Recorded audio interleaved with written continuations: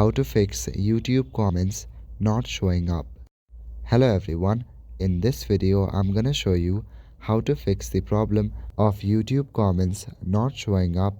So firstly, open App Store or Google Play Store on your device. After that, go to the search bar on the top and search for YouTube. Look for updates that may be available for YouTube. Now go back to your home page and open the YouTube app. On YouTube, make sure you are signed in. Go to U tab from the bottom panel. Tap on the setting gear icon at the top right corner. In settings, go to the general option.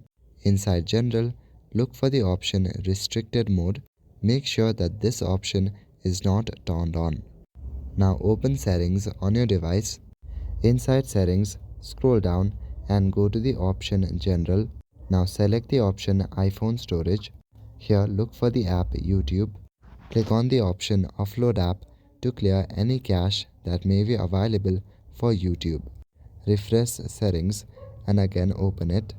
In settings, scroll down to the very bottom and go to apps. Again inside apps, search for YouTube. Here select the option notifications. Make sure that notification is allowed. Now give your device a quick restart and your problem should be fixed. So that is it for this video. I will see you in the next one.